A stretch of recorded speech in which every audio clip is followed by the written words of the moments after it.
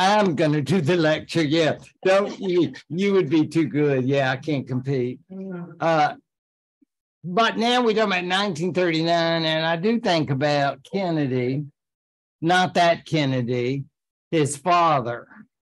Do you realize in 1939 he was the ambassador to Great Britain?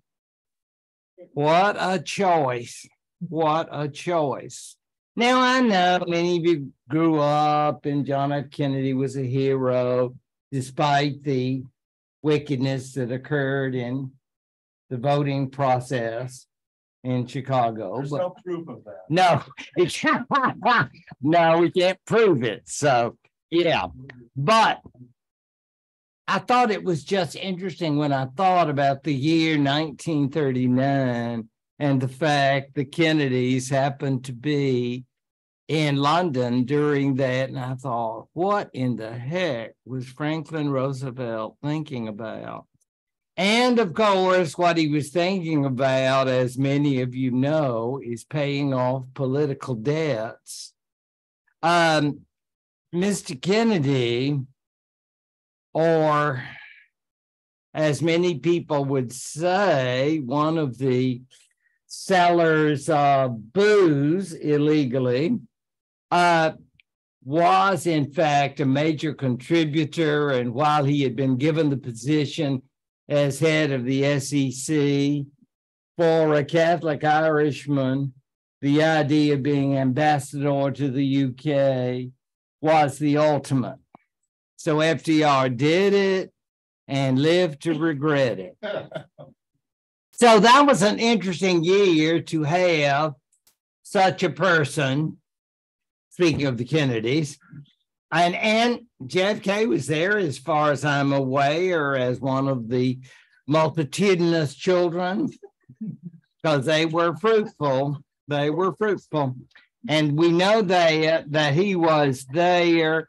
We also know, of course, that his time was limited due to his posturing about the British and letting them know what he thought, which is sometimes a mistake for a diplomat, lacking a certain amount of tact. So the other thing I think that's interesting about 1939 is what a terribly ominous year it was. If you wonder sometimes, did people realize that is to say British people, that they were going to war? I think many did. We will see all along steps are taken to more or less accept what is going to happen. I think one of the most interesting things to read about is the tale of how all those children had to be separated from their families because they were so sure that the war was starting, that they were all shipped to foster homes, temporary housing outside the city area. And parents could not even be there as the trains left. I mean, it's a very, very shocking scene. I got all this from a book that I looked at recently that was about the last presentation. And you all know that has to do with making their debuts, as we would call it, but this has to do with presentation before the king and queen, which I guess is kind of the ultimate for the high society. So this particular episode was, of course, going to be the last one for a long, long time. And that was going on even as the king and queen spent some time in Canada and the United States. If you go up to Hyde Park, and many of you probably already taken that tour, that's so interesting to me, where the Roosevelt's home was, and his mother lived there, and she lived till 1941. The king and queen actually came from Canada to New York, and there spent time at Hyde Park. Many mentioned the anecdote about how they tried to sort of fit in, and maybe they served them hot dogs, and they were doing the whole PR thing. And now think about that. That was during the summer of 1939, as close as they were. I just thought it was interesting as I go into all the details of diplomacy and all of that, that we think Queen Elizabeth, that, you know, we used to call her Queen Mom, she was quite the favorite of the American and Canadian crowds. So the parents of the late Queen, and that was 1939. So do I go with this? Okay. So we start now as far as our understanding of the diplomatic situation of trying to appreciate the fact that the British were now in charge. You think, but what about the French? Well, by 1938-39, you'll recall the French had a treaty with the Soviets, but by the end of 1938, the French had signed a sort of like declaration of, I wouldn't call it love, but peace and friendship with the Germans. A very strange get together in December of that year. Why did she do that? Why did France do that? Well, I just think that is about the state they were in. And all of their eggs, as the cliche go, were in the British basket. It's like, it's all up to the British. Whichever way you go, we go. You know, it's like something out of Ruth and her mother-in-law, to bring up the Old Testament story. But the idea that there's going to be this solid relationship, well, that's the way it was.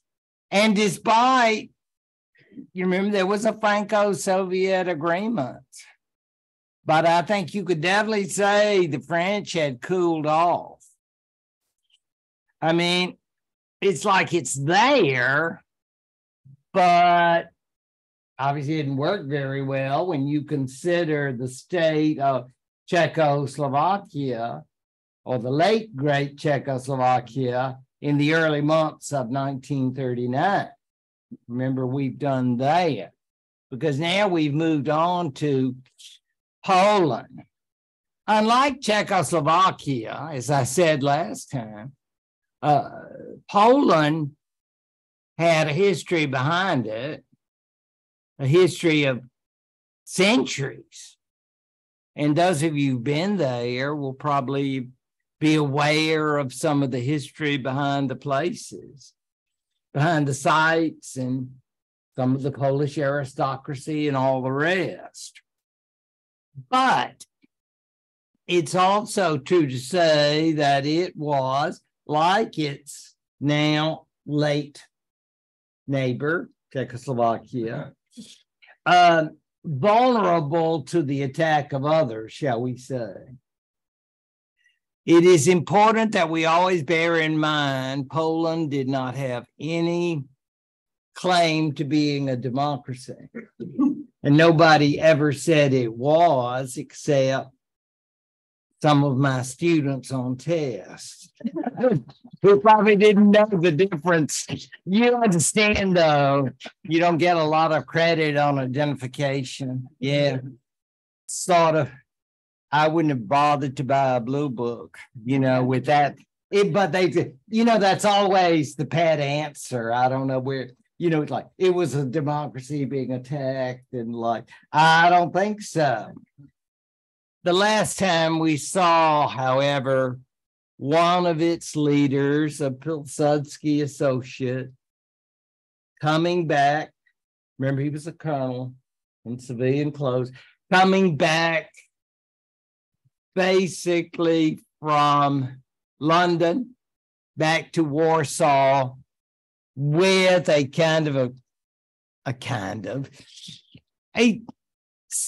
certain, I'll say, agreement. Yeah, no, it's like, how serious is this going to be? Well, at least it's something you can show everybody. We've got an agreement that the British and French will more or less help us if some unknown party should attack us, right? We all know who they're talking about, but we just don't want to get into details because it's clear that whether we're talking of Hitler in Poland or whether we are talking, look at Romania. Romania is almost like, I don't know, so many areas. I mean, it's got oil. And so it makes it very desirous. And the Germans coveted territories there. So Romania, not to mention Greece, which would be a nice, what would you say, sort of like alternate prize for the Italians.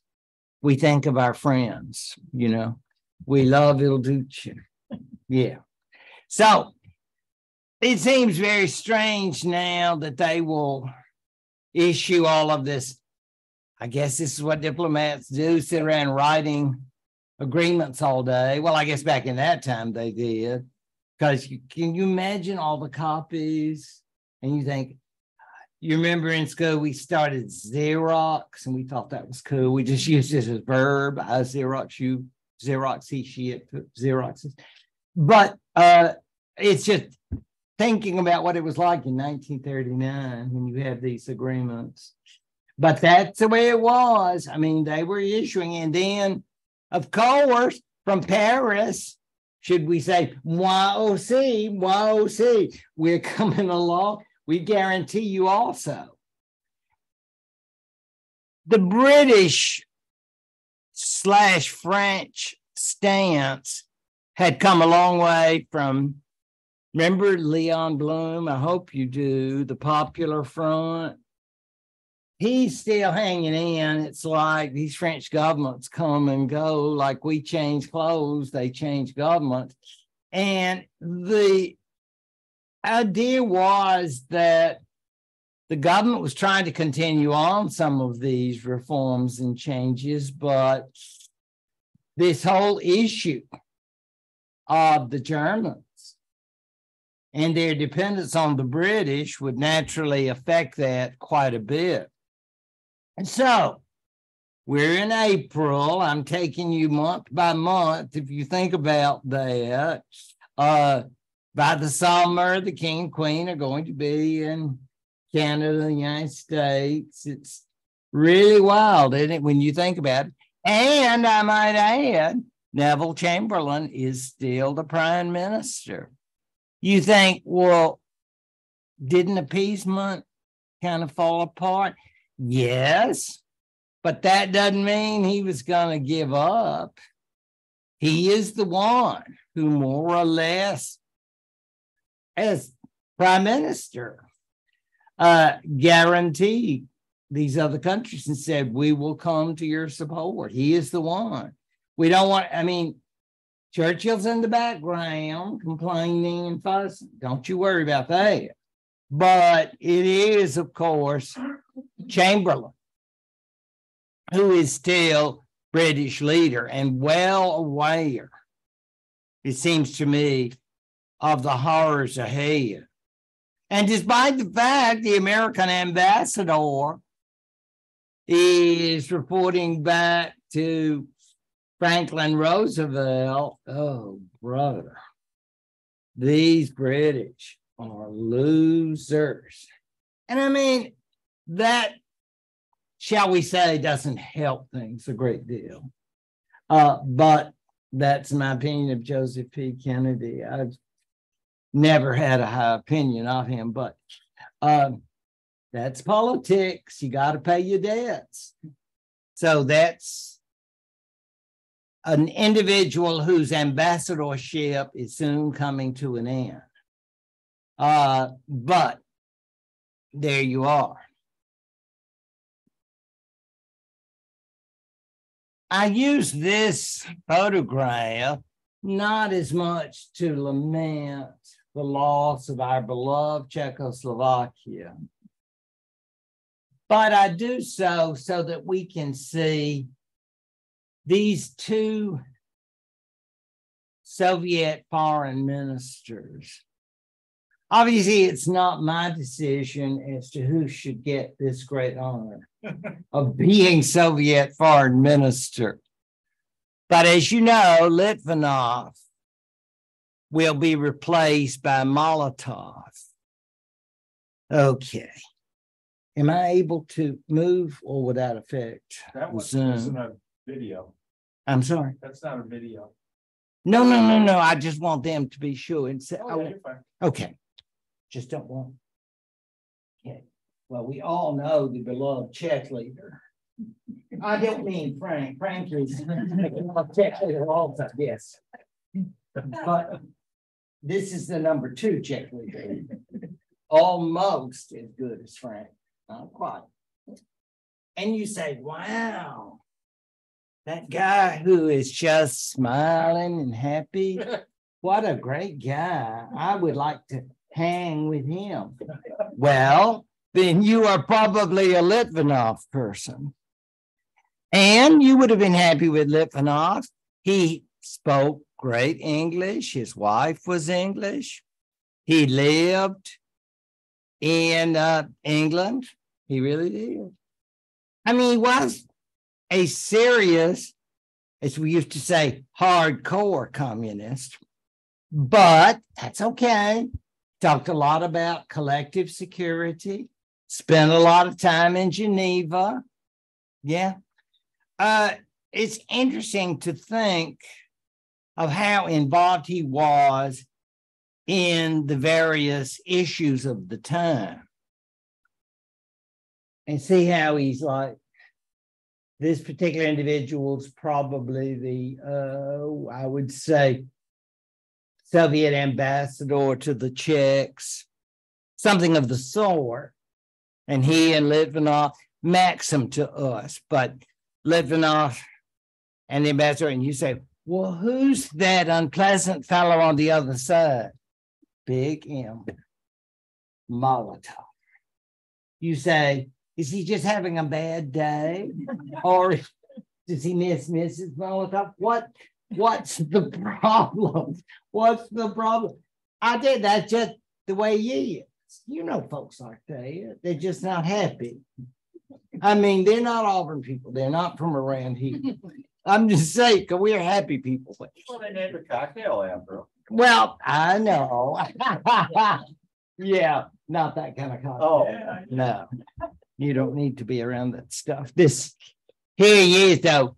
And in this period, he will get the job of foreign minister. You say, well, I guess Stalin had been studying his CV or subjecting him to interviews. I don't think so. He had little or no experience in foreign affairs, but he could see it for a long time without his face doing anything. You know, a lot of us have very expressive faces and we want to get up and do something because our little behinds get, you know, they just need something. Not him. He could just keep looking. Not bored or tired or any of the normal things. He could just do it. And that's what is wanted. What happens to Litvinov? He sort of golden parachute, but not quite, not the kind we would want. Maybe Stalin said, "Do svitanya," you know, and like, we hope everything is good and we wish you all the best, you and Mrs. Litvinov. But he's not hanged and he's not shot. And that's great. But that's part of your golden parachute. You get to breathe. I love breathing. Okay, so yeah, breathing is, yeah, special. So he's out of the picture. And oh, Lord, if you'd been at one of the embassies in 1939 and you got the word about Lebanon, who would actually become ambassador of the United States after a period of retrenchment. Maybe he had to do some penance or I don't know what, but as far as the creation of Molotov as foreign minister, everybody said, this is what these foreign affairs people get paid for. To think about what does it mean? Well, they're going to find out soon enough. But that's Molotov's. And you notice he still has all black hair. So this is earlier on, 1935. And boy, you talk about, remember that song, I'm a Survivor or Soul Survivor? He's one. He lasted a long, long time before he was eliminated, which is, it's always a determination how well you can last. But he was definitely a Stalin man, no question there. He used to go with the cocktail, right? Molotov cocktail, is that him? Yeah, I really don't know if he has anything to do with that, though. That's why I wasn't bringing it up. Vince named it after him. Okay, but I meant in terms of his no special. He's very famous, however, for what we're going to talk about, which is foreign policy. Oh, and here he is, just that touch of gray, the silver. You say, wow, maybe I could have him at my next party. Or we can hang out. I don't think so. I just think Olin Mills or whoever caught him at a great moment. But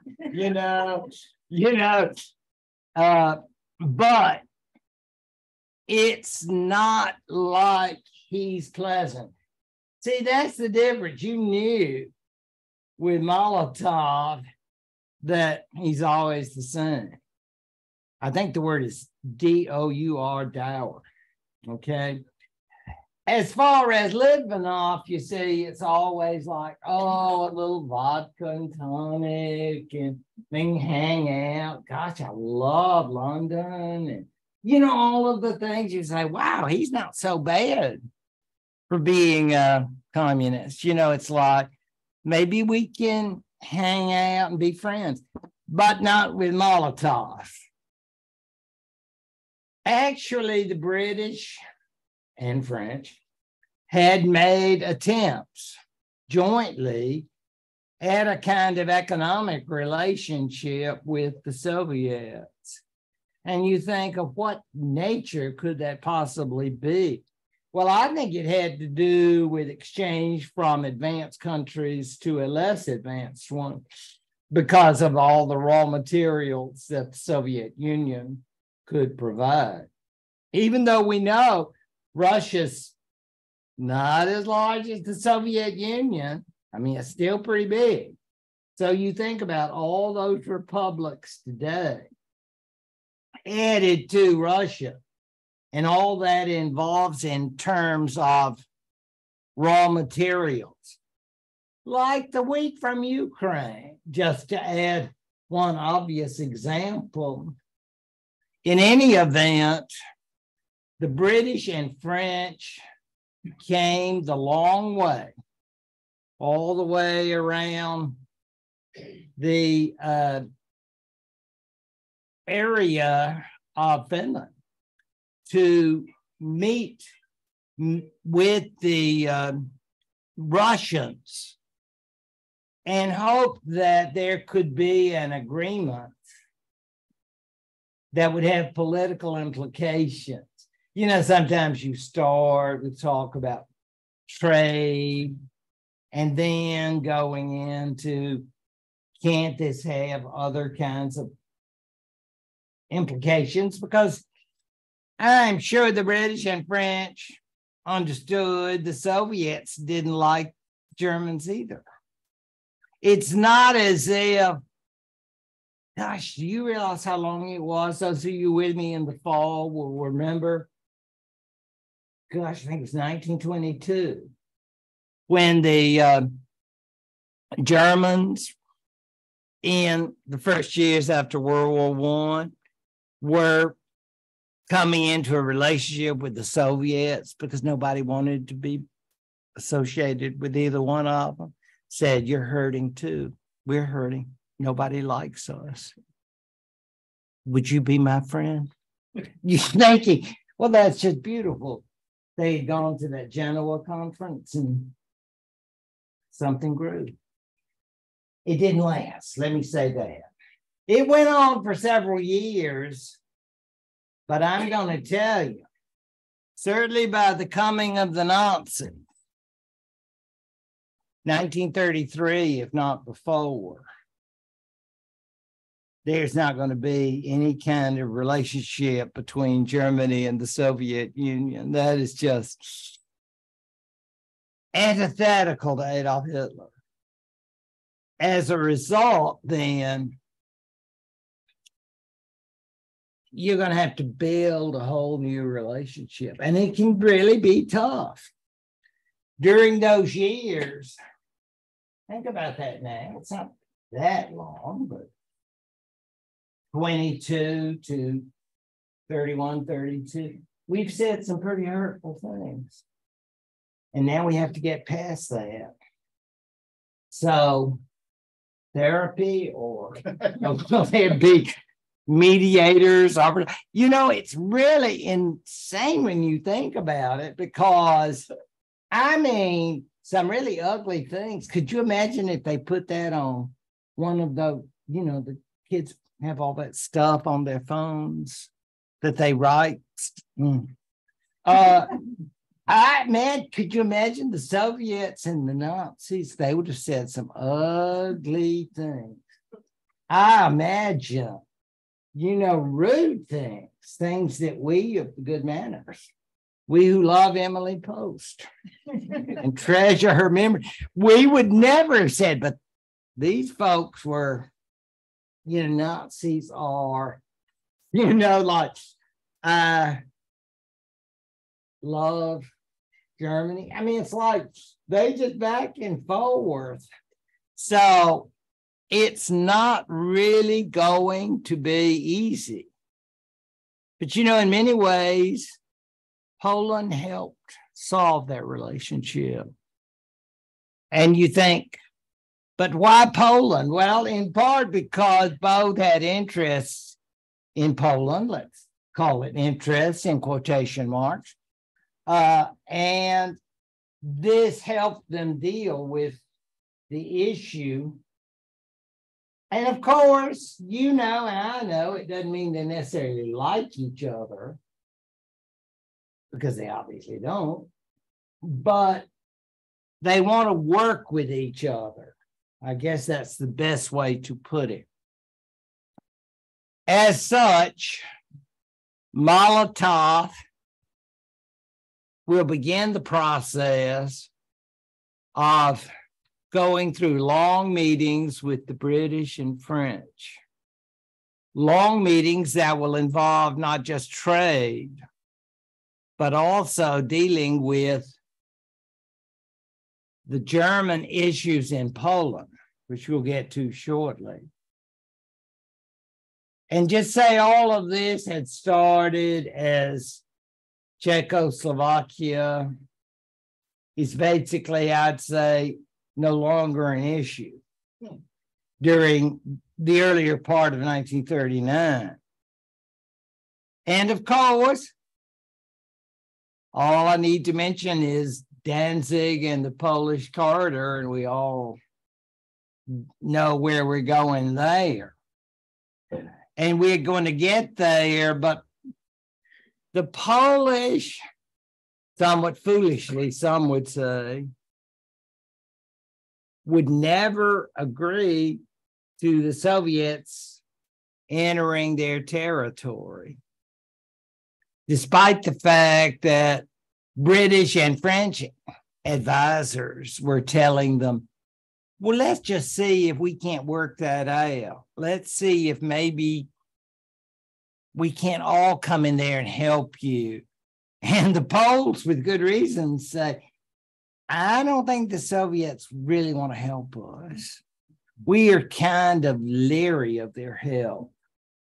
I think you would agree that the Poles have reason to be somewhat concerned about Soviet support. It's interesting to hear the communications nowadays when you think about Poland and Russia and think about they've got quite the history between them, don't they? When you think about it back in this day and age. In any event, the Poles, despite the British and French support, never waver in their refusal. And I bet you those British and French are right irritated, if you want to know the truth. In fact, I'm positive they were irritated, irked, but they had already made the commitment. So the British and French are stuck and they cannot get a Soviet agreement because the Soviets insist, a la Molotov, we cannot have an agreement without the Polish accepting us as one of their quote unquote helpers. Because everybody understood the issues of Hitlerian Germany. I mean, it wasn't exactly like no one knew what they were talking about. But anyway, Molotov is basically saying, sorry, fellas, if you can't get Poland on board, then we just don't have an agreement. Now, we have already talked about Germany and the Soviet Union, and it is a strange relationship going all the way from the fact that Karl Marx and indeed Lenin believed that Germany would be the next and the best site for the glorious revolution to come. He really did. Because Russia, why should they be number one? They weren't even industrialized. Proletariat, what proletariat? I mean, it's a country of peasants, right? The Russian Empire. Well, we won't go that far back, but it's just important to realize that after the First World War, Weimar Republic times, it appeared that communism would become alive and well in Germany.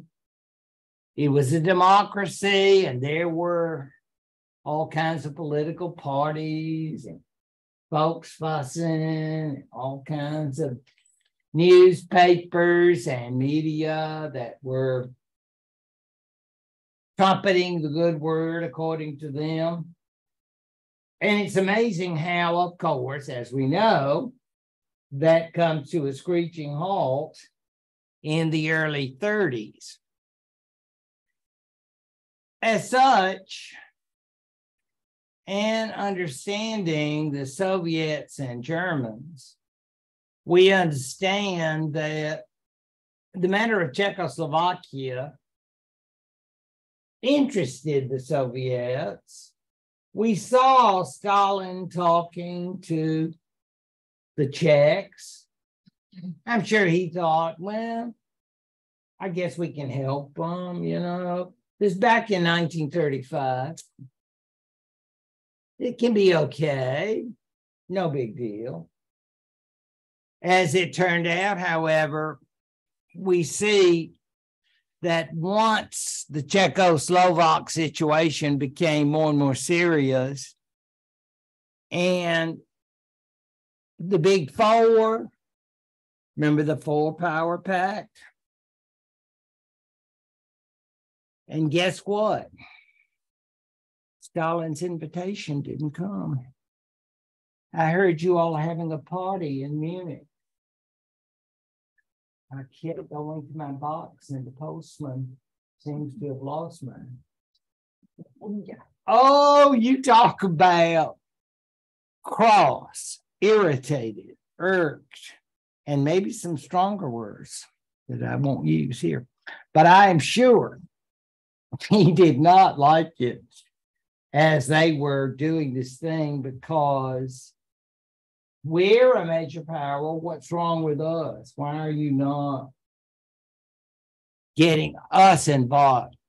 But that is an important matter to be aware of, that they expected, they anticipated that they would be associated in carving up of Czechoslovakia in a loving way, I'm sure. Yeah.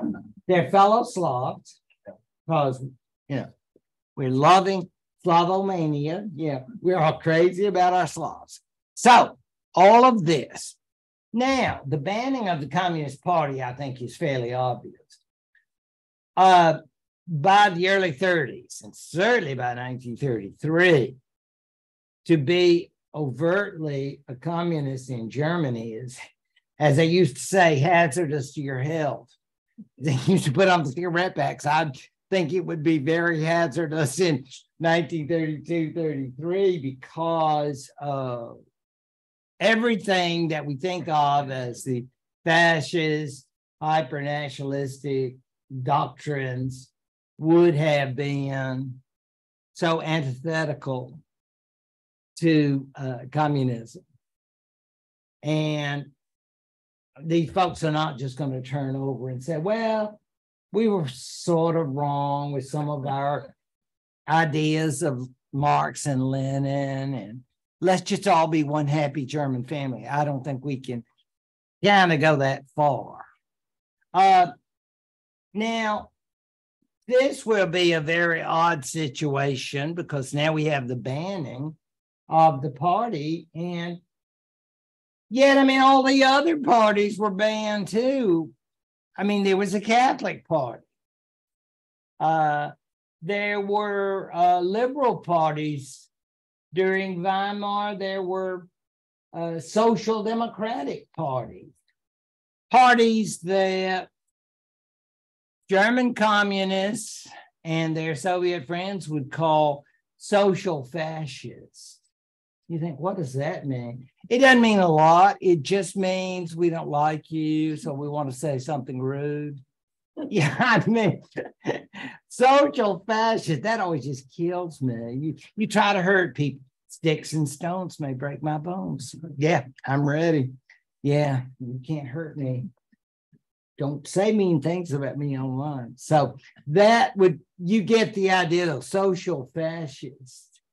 And it's very funny, once they ban the Communist Party, they go, oh, can we be your friend now that you've been banned too? Because all these other groups get banned, and it's like they want to have some ecumenical get together. I think not. But that's very funny to me. However, there had been talk, and talk is cheap, I'll grant you, but talk is necessary in these diplomatic activities, because Germany and the Soviet Union were neighbors, and they were highly significant neighbors, major economic forces, despite their intense dislike of each other, ideologically speaking. And suddenly in the summer, just as the Soviets were having these negotiations with the British and French, they were put on kind of a slow train. And the German government reached out to the Soviets and said, we think our talks are going so well. Could we put, what is it they say now, ASAP? Could we put a special let's move it on. And to the surprise of many, Stalin agreed. And this is going on the summer of 1939. It surely is. I wonder how much people really knew, like ordinary people, if they knew or cared. I've often thought that maybe they simply hoped that this would create some sort of better condition. Nobody could imagine what actually did happen that we're going to see. But they could understand the importance of the economic relationship, and this was a blow to Anglo-French economic interests, I'm sure. But more significantly was the idea of the rush and the belief that something major was going to come out of this. And I can only imagine, as you think about Hitler sending a special message to Stalin, and it's like, I know we've had our differences, but I would just love it if we could get together. I mean, this is really strange. It just can't be emphasized how strange it was. It would be a lot less strange had this come from Benito Mussolini, because, but Hitler and Stalin, I think it was very odd. But hey, when you're a dictator, it's possible to get to say yes without going to other Soviet leaders and said, fellas, I had this strange message from Berlin and I sort of wanted to get a consensus and try to understand what are your feelings. No. I mean, all the sycophants are going, yeah, because that's the way it's going to be, as we understand. And the speeding up, and you'll notice the month, August, very, very strange.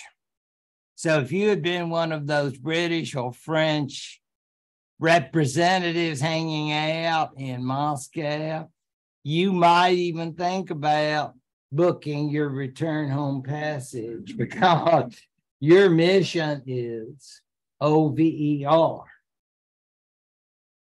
I don't know if they are willing to give it up quite that easily. I imagine there are a lot of phone calls back home and say, what should we do now? And I guess somebody from lower level people in the Soviet government were still talking to them, but I guess you can talk and eat and do all that, drink, whatever. But it isn't going anywhere. So when the Soviets agreed to accept a special representative of the Germans, there's a lot of excitement. They say, oh, well, it'll just be maybe and he was very distinguished, the German ambassador to the Soviet Union. His name was von Schulenburg. Had a very, very important career. But no, we're going to have somebody from the top. And Frank, didn't you say Push it'll start it. that this was a very nice airplane? It's a very nice airplane. Okay, not Delta, I'm sorry to say, because I would prefer to fly Delta. But in 1939, I don't know. But this was a very nice plane, Frank tells us. So it's just the top button, Frank. Just click it. Should go.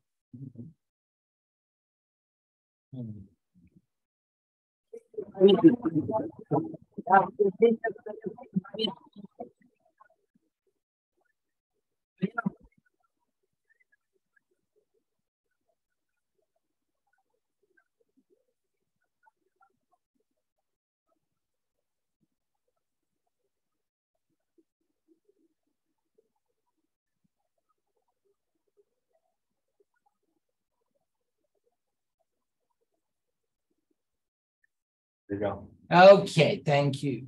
The little excerpt needs little explanation, even though in German, because you can appreciate the grandiosity of the arrival. And they did it up big.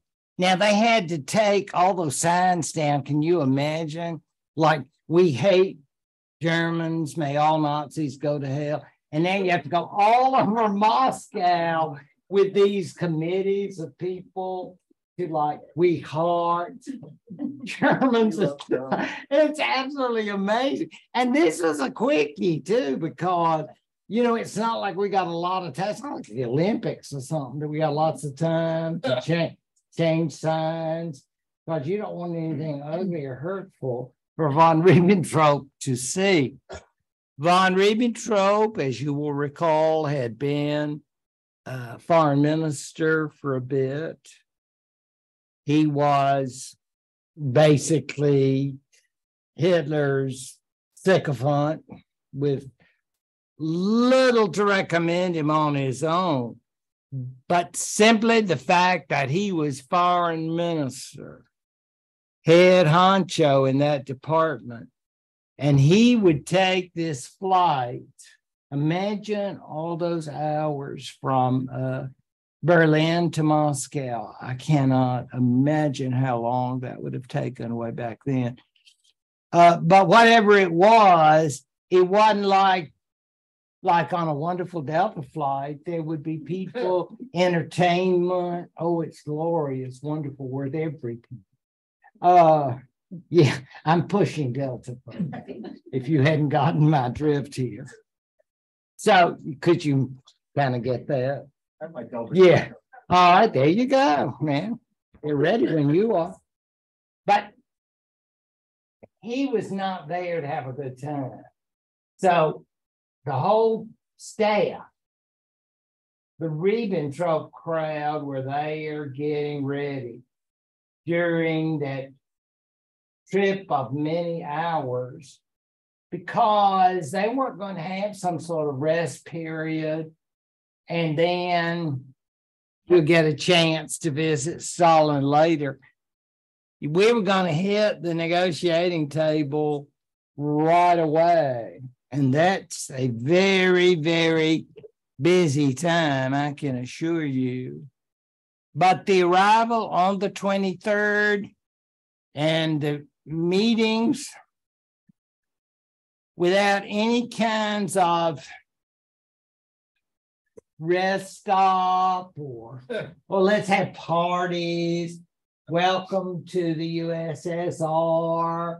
Maybe we can have some borscht and have and all of that. We don't do all that. We got business, big business, as in BB. And I'm serious about that on that 23rd.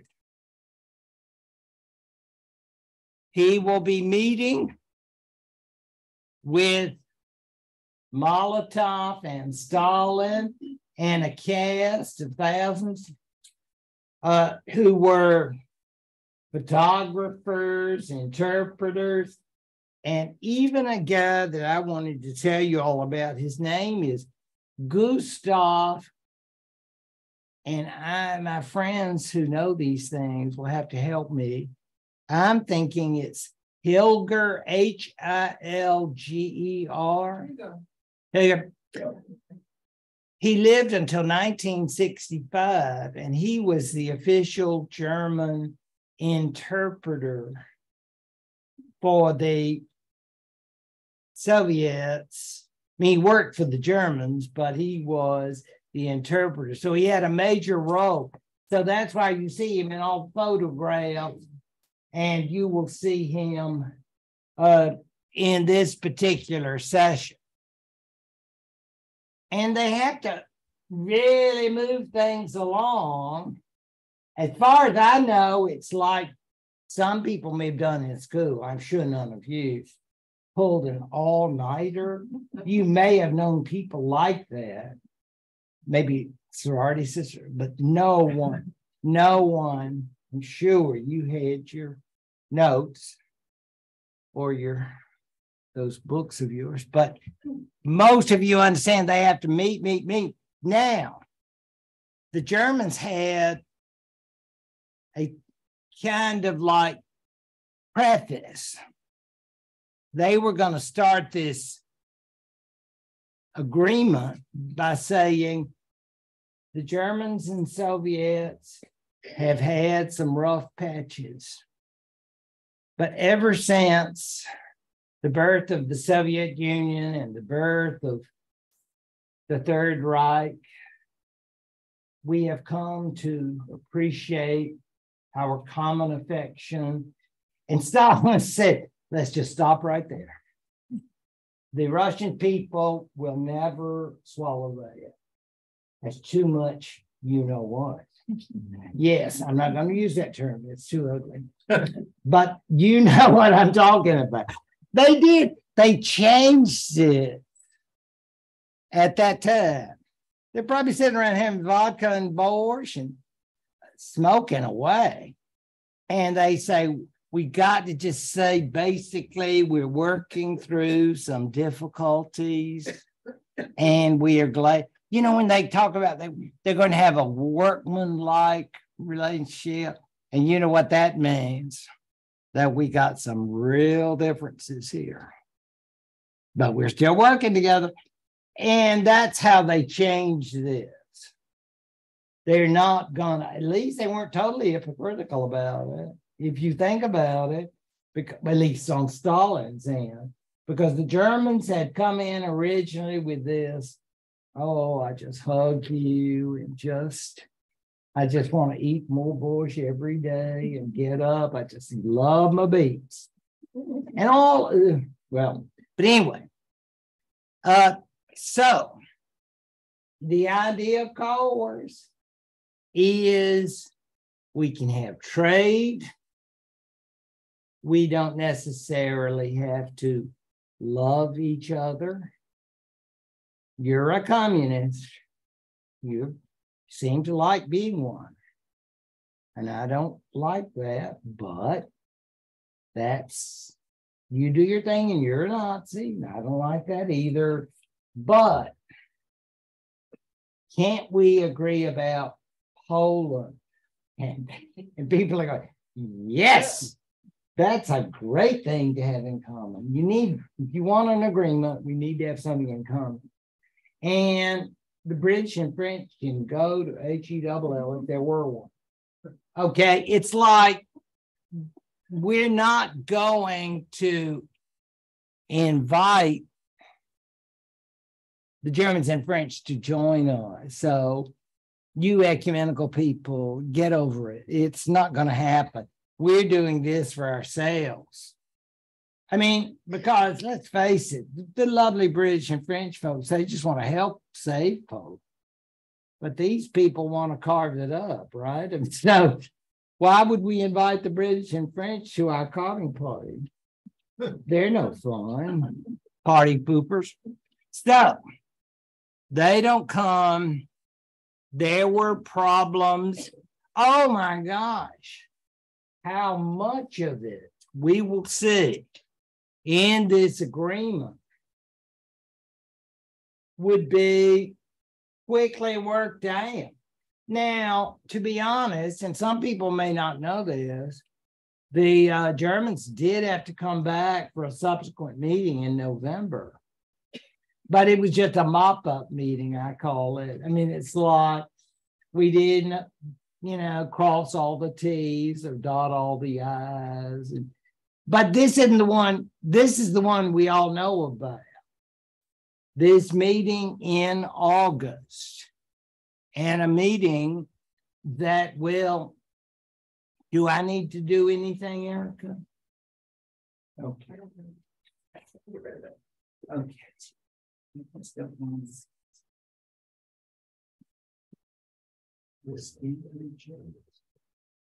Oh, you get the mouse. Okay. Here, I'll bring it back.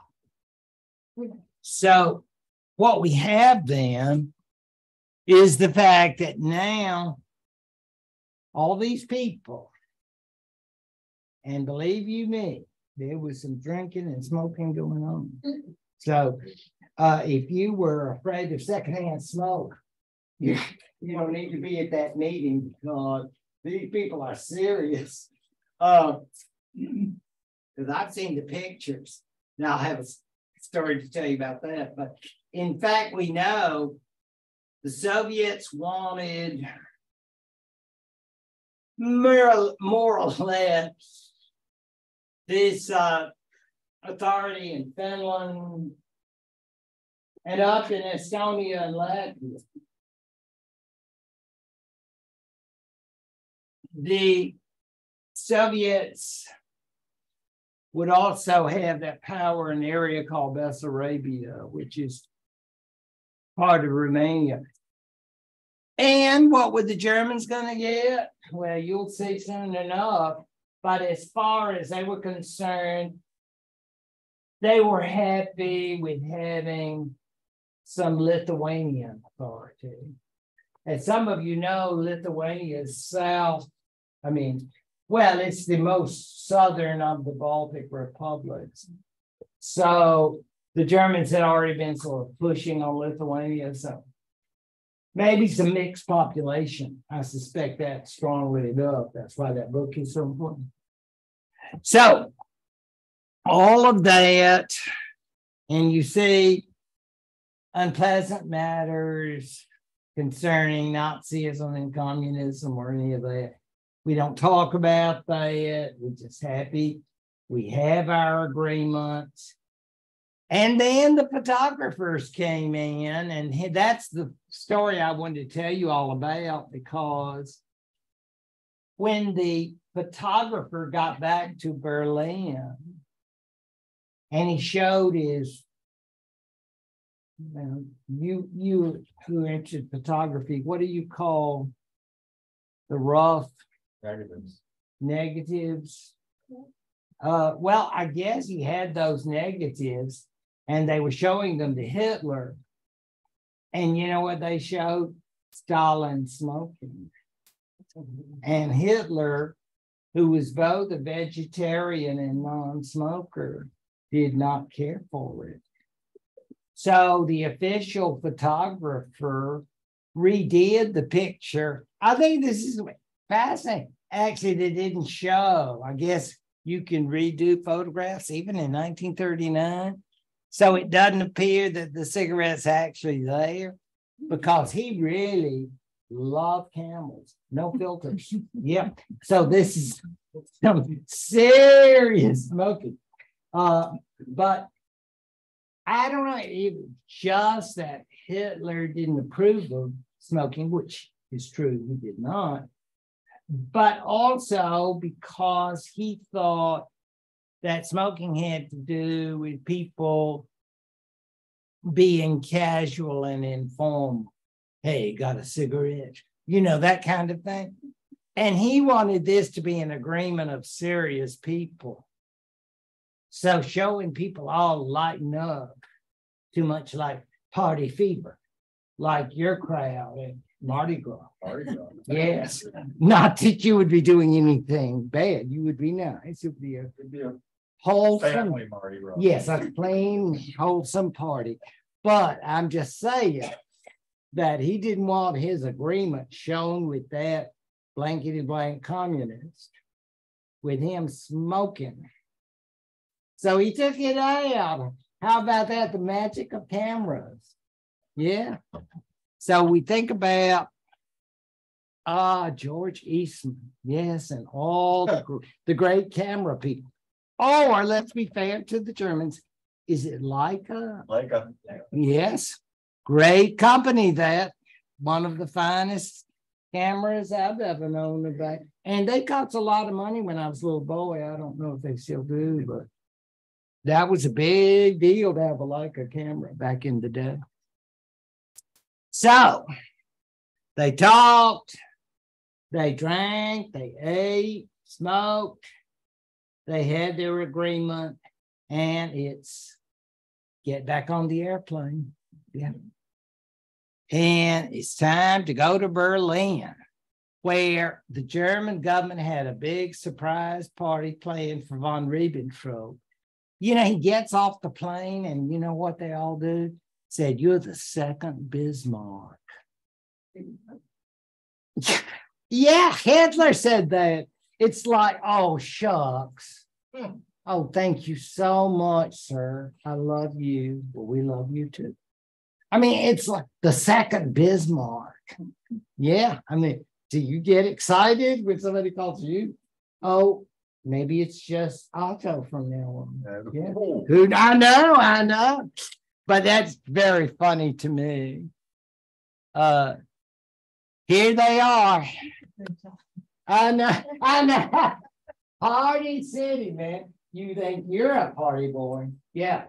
But now, look at this gang, and you're thinking, if you had been a Nazi in 1939 and you're hanging out there in communist headquarters and think, God, I can't wait to get out of here. Maybe breathe a little fresh air for one thing, but also, I bet they know all about it. I bet they did. But I'm sure they got good systems that they could knock down a few. Yeah, you would need that. But look at Stalin, Uncle Joe. Happy. Pose for the camera. He did that. Now, the person between Stalin and Molotov is this great linguist that I get in all these photographs. And you helped me with that pronunciation, so appreciate that.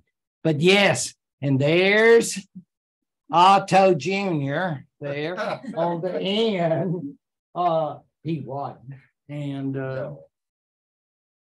I suppose that maybe the ambassador in the rear, but whoever it is, you can just imagine, you know, all of the photographs. You all have been to big socials and parties, and we all have the picture and all the sisters or all the brothers, you know, and all of that. So I thought about good times and we're going to have a big festival. But they had business, and they definitely saw that before von Ribbentrop went home. I thought this map was kind of interesting because, believe you me, they were in a rush. It's not like, you know, why don't you just stay for a few more days? We can get you a special rate at the Moscow Hilton. You know, I think they eat food breakfast, or, you know, that sort of. Nope, I'm coming in and I'm going. Yep, exactly. And I've got my own plane. Nice plane, Frank says. So we understand then that when they make all these agreements, that all of it is based on the fact that Hitler has already pushed up his plan and he doesn't want to have to push anymore. And he gets what he wants. And this is the 23rd to the 24th, because I'm assuming that the 24th of August, von Ribbentrop is flying back to Berlin, but it's already agreed in what is essentially the secret part of the agreement, which the United States and Great Britain found out about because of captured German documents. Believe me, the Soviets had nothing to say until 1991. Yeah, Cold War. Before they were willing to say, oh, shucks, we forgot about that. But yeah, I guess there was some agreement. But they would not admit it. And that's always amazed me. I mean, you get caught, you're caught. Just tell them you did it, but they would never do it. Never.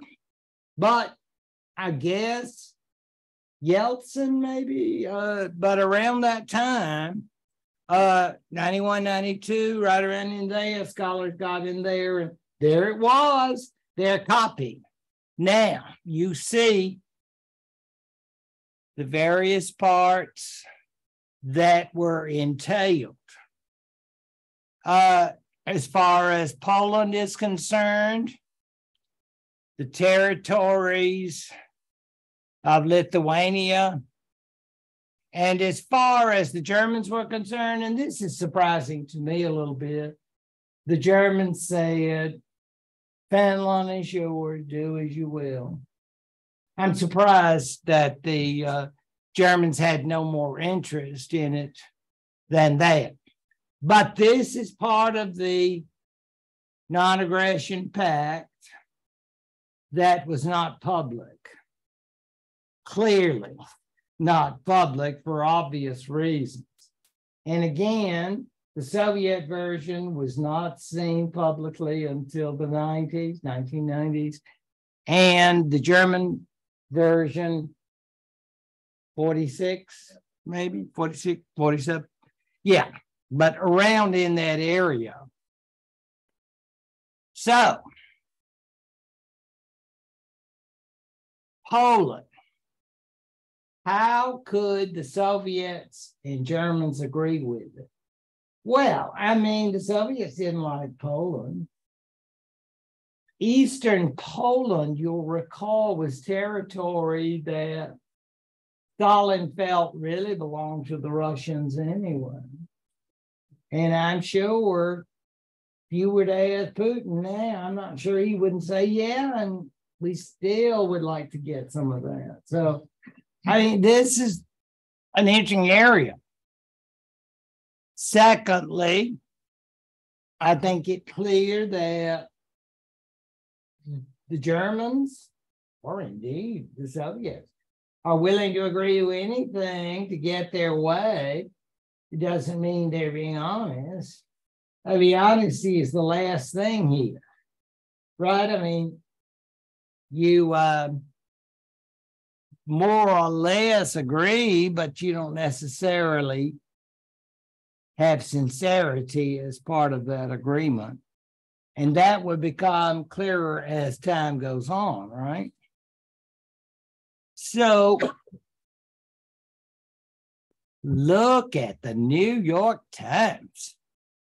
Could that, I tried to make it as big as I possibly could, because I thought, oh my gosh, US and Argentina, they got an agreement. Boy, you just think how newspapers have changed. But in any event, Britain acts fast. Air Force is ready for hostilities. Oh, shoot, they knew when that agreement was public. And I just mean the public part of the agreement. And we're still in August of 39. So it was clear. Now, by then, of course, the king and queen were back home. And I'm sure that there was great concern, although any of our predecessors, if we'd ask about, well, how did you all feel in 1939? I'm sure they would have said, don't you mean 1941? Because we're Americans. And I'm not sure that despite this New York Times headline, that they're all going like, whoa, this is terrible. We're very worried about it. I mean, it's interesting, if I can say that, but I'm not sure it has the same effect of the Japanese. But a different time and a different perspective on the world, that's for sure. But even in 1939, they had the data. They called it the Berlin-Moscow Treaty. Did you see that? And it's like all of this is above board, so they are led to believe. And this is more or less an agreement that has great significance. Published, let's see, Thursday, August 24th. So if this was published in New York, and we know what's going to happen on September the 1st, then we realize days are numbered fast. And all of this, of course, as far as the Germans are concerned, is going to be, in a sense, pretty well planned. Now, as far as the British and French are concerned, this is very tragic news. I mean, the agreement and so forth. And we know that, I hate to be melodramatic about it, but it's almost like Chamberlain's heart is broken.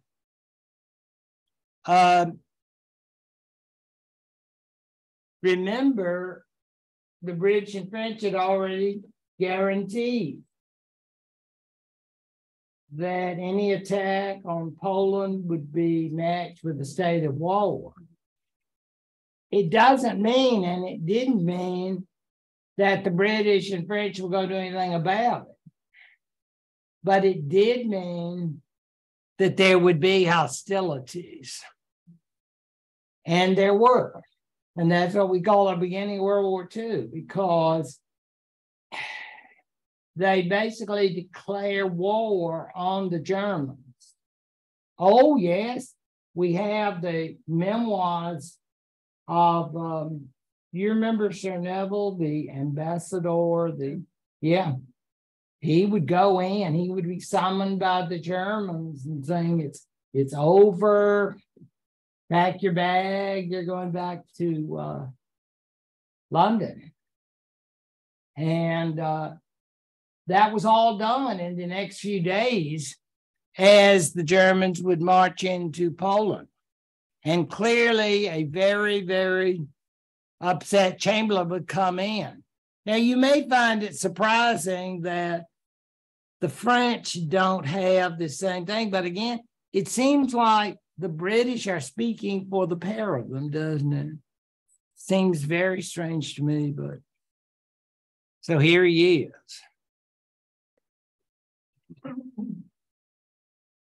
I am speaking to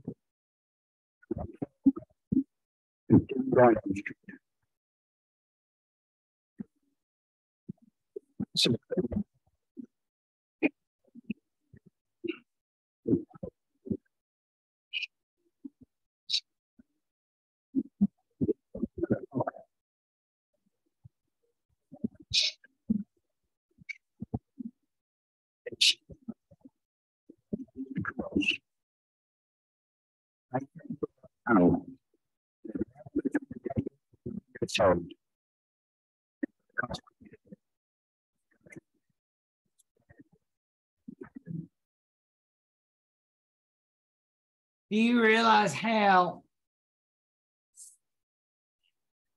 short a time it was since the Munich meeting? And when Chamberlain came back, and I know, and he was there. Yeah, I mean, it's really an incredible situation. And that was Sunday morning at 11 o'clock when he came on the BBC radio to make a nationwide segment. And I don't know if you listen to it enough, you can really feel the pain that he must have felt. Everything you tried to do, it's all gone, because there's only so far that I think Chamberlain was willing to go. And once Hitler was not willing to retreat or leave Poland, there's nothing else he could do. Oh, they tried to throw out the idea of negotiations.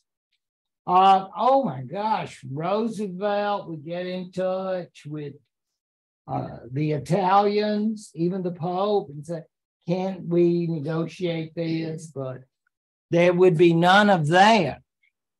And so for the next few months, until the following spring, actually, Chamberlain would continue as a failed leader of a great British kingdom that was now at war with Germany. A conflict that Hitler may not have planned on, but certainly now would face on the part of both the French and British. They say, now, what about the Soviet Union? We can take our time. We're not in a rush. So you Germans just go right ahead. We're coming after you, though, and we can begin our program of working together, which is absolutely amazing, and I'm saving that for a subsequent visit. Well, thank you all, and I hope you all will have a great Mardi Gras and a great giving feast tomorrow. Right. Thank you. Thank you.